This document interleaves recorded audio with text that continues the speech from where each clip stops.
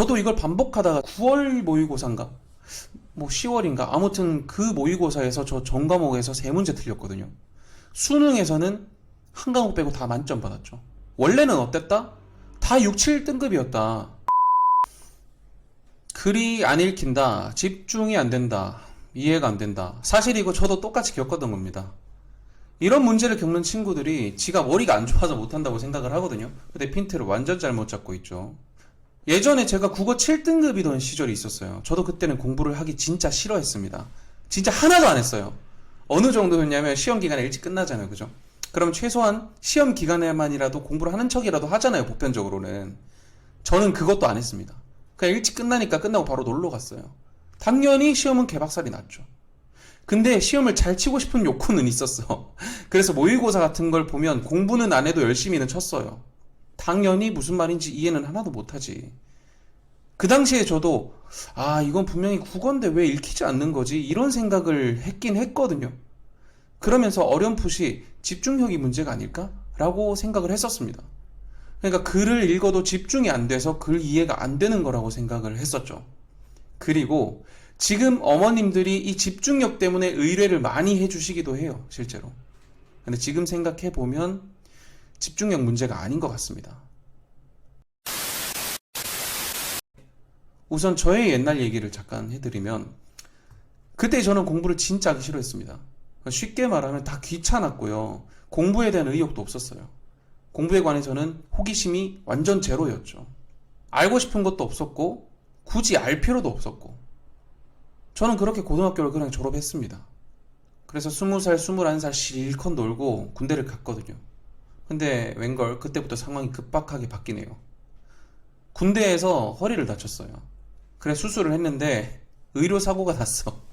그래서 불치병을 얻었습니다. 지금도 병이 있어요. 여러분 CRPS라고 들어봤습니까? CRPS 되게 배우가 그 병을 앓는다고 해서 되게 유명해진 병이긴 한데 저는 거의 완치 단계예요. 그럼에도 아플 때는 진짜 엄청나게 아픕니다. 아예 걷지를 못해요. 누워 있어야 돼. 바지도 못 입어. 다리가 따가워서. 게다가 자세히 말씀드리긴 좀 그렇지만 집안까지 풍비박산이 났어요. 그러니까 상황이 최악이 된 거죠. 이제는 내가 성공을 하는 방법밖에 없었어요. 상황이 이렇게 돼버렸으니까. 근데 한번 생각해보세요. 맨날 쳐놀던 애가 그리고 이제 몸도 아파. 그러면 성공의 방법을 뭘 떠올릴 수 있을까요? 뭐 여러 가지가 있겠지만 저는 공부밖에 없다고 생각을 했습니다. 그러니까 공부를 좀 잘해지면 혹시 내가 스카이를 가면 뭔가 상황이 바뀌지 않을까 이렇게 좀 막연하게 생각을 했어요. 그래서 진짜 필사적으로 했습니다. 정말 필사적으로 했어요. 근데 필사적으로 했더니 잘 됐냐? 아니요, 절대 안 됐어요. 저는 그냥 열심히만 하면 될 줄 알았거든요. 근데 진짜 간단한 것도 이해가 안 되더라고요. 몇몇 풀리는 문제는 있어요. 그냥 쉬운 유형들. 근데 내 목표는 그게 아니잖아. 잘하는 게 목표잖아. 그 어려운 문제는 하나도 못 풀더라고요. 당연하죠. 아예 글이 안 읽히니까. 이때 정말 화가 많이 났습니다. 내가 이렇게 병신인가 싶어서. 남들은 다 중학교 때 이미 끝낸 걸 20대 초반, 20대 초중반 돼서도 이해를 못하고 있는 게 진짜 너무 화가 나는 거예요. 너무 비참하고 한심해서 진짜 눈물이 다 났습니다. 저는 근데 그게 뭔지 아직도 기억나는데 정적분의 개념을 공부할 때였거든요. 근데 그게 왜 넓이가 되는지, dx가 뭔지, 왜 fx에 따라 넓이가 달라지는 건지 도저히 이해를 못하겠는 거예요. 그래서 저는 이때 주먹으로 벽 치면서 진짜 때렸어. 주먹 막 때리면서 이거 이해할 때까지 밥 안 먹는다. 이러면서 진짜 울었어. 정말 눈물 흘리면서 일주일간 적분만 잡고 늘어졌어요. 이해하려고. 결국은 이해를 했어요.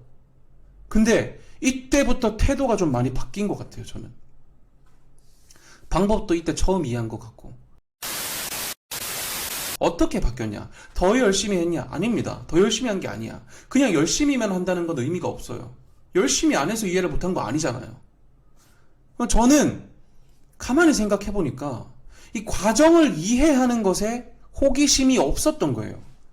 그냥 분량만 쳐내기 바빴지. 이때부터 공부에 호기심을 가져야 되겠다라고 생각을 하기 시작했습니다. 무슨 호기심? 그냥 읽어선 이해가 안 됐던 부분을 이해하려고 노력하게 된 거죠. 제 역전의 발판에는 이게 진짜 컸던 것 같아요. 호기심. 이해하려고 노력하게 된 거. 이게 돼버리니까 한 번 읽어서 이해가 안 됐던 부분 분명히 있겠죠. 그걸 다시 보게 되는 거야. 또 이해가 안 돼? 그럼 이해할 수 있는 방법을 찾는 거야, 이제. 예를 들면 국어 지문이 진짜 어려우면 무슨 말하는지 이해가 잘 안 돼요. 이럴 때 내 경험에 투영을 해서 이해를 하면 훨씬 쉬워집니다. 이런 일종의 노력들을 하게 된 거죠. 이해하기 위한 노력이요. 근데 여러분 한번 생각해 보세요. 국어 지문 읽을 때 좀 어렵다 싶으면 두 번, 세 번 읽어봐도 이해가 잘 안 되죠. 보통은 구조가 복잡하거나 글을 읽는 마인드가 잘못되면 이해가 잘 안 되긴 합니다.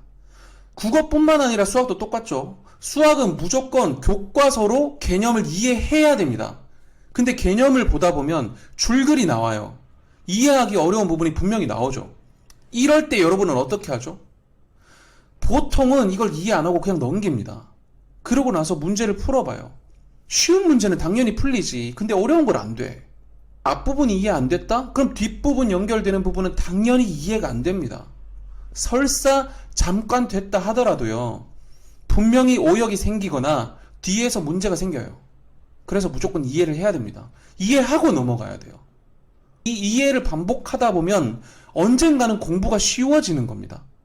풀리는 문제가 많아지고 무슨 말하는지 점점 보이기 시작하죠. 그럼 어려운 문제도 풀리는 게 점점 늘어나요. 난이도가 어려운 문제도 풀 수 있게 되고. 그래서 이해가 진짜 중요해요.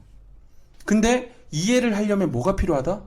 이해하기 위한 노력. 그러니까 호기심이 필요하다고. 궁금해해야 된다고. 이건 무슨 의미지? 이건 무슨 뜻이지? 이런 생각을 계속하면서 읽어야 되고요. 끊임없이 요약하면서 읽어야 되고 막히면 궁금해해야 됩니다. 만약에 이 영상을 보는 여러분이 공부를 못한다면 그거는 궁금해하지 않아서 못하는 겁니다. 저도 이걸 반복하다가 9월 모의고사인가? 뭐 10월인가? 아무튼 그 모의고사에서 저 전 과목에서 3문제 틀렸거든요. 수능에서는 한 과목 빼고 다 만점 받았죠. 원래는 어땠다? 다 6, 7등급이었다. 딱 호기심 하나 때문에 올라갈 수 있었던 겁니다. 그래서 제 대역전의 발판을 딱 3개로 줄인다면 첫 번째가 잘하고 싶으면 호기심을 가져라.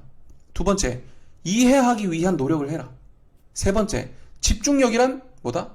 이해하기 위한 호기심이다. 딱 요거 3개로 축약할 수 있을 것 같아요. 도움 되셨어요?